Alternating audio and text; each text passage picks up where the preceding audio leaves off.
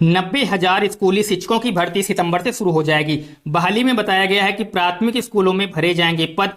काफी लंबे समय से छात्रों को इंतजार था कि जो पद हैं कब भरे जाएंगे, तो वो पद अब आपके भरे जाएंगे। उसकी प्रक्रिया भी आपकी सितंबर महीने से शुरू हो जाएगी। इसमें 7वें चरण में 2 लाख से अधिक रिक्तियों का अनुमान बताया जा रहा है। जैसा कि बताया जा रहा है कि 7वां जो चरण है उसमें 2 लाख से ज्यादा पद खाली हैं और लगभग उसमें डीएलएड और बीएड वाले दोनों अभ्यर्थियों को शामिल किया जाएगा।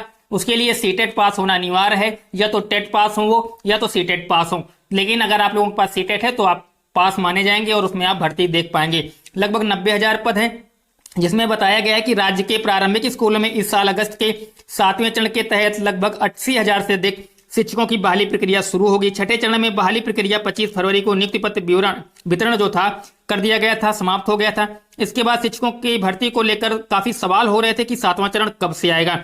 उसको लेकर 7वें चरण को लेकर जो शिक्षक भर्ती है वो आपको देखने को मिलेगी। योग्यता क्या क्या है इसमें, अगर हम बात करें शिक्षक बनने के लिए योग्यता क्या है, तो दोस्तों शिक्षक बनने के लिए जो योग्यता मांगी गई है उसके लिए आपको प्राथमिक स्कूलों में शिक्षक बनने के लिए जो मिनिमम योग्यता है वो आपके पास इंटरमीडिएट होना चाहिए, यानी 12वीं पास होना चाहिए आपको। उसके साथ ही डीएलएड या उसके साथ ही सीटेट या आपके पास टेट भी है तो भी मान्य होगा, समकक्ष की डिग्री होनी चाहिए।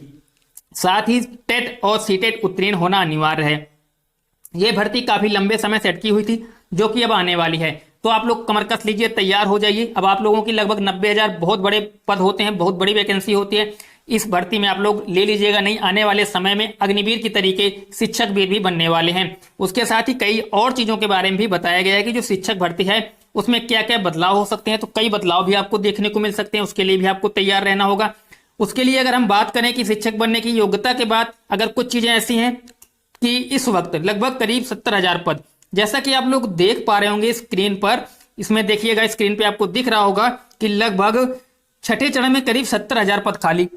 ठीक है। उसके बाद छठे चरण में प्राथमिक और माध्यमिक मिला जुलाकर संयुक्त रूप से लगभग 1.23 यानी 1,23,000 पद थे। इनमें प्राथमिक में 90,700 रिक्तियां थी। इनमें से करीब 44,000 से अधिक पद रिक्त रह गए थे। माध्यमिक शिक्षकों के 32,714 पदों में से अभी तक केवल 1,850 पद ही भरे गए हैं। 32,000 में केवल 1,800 पद।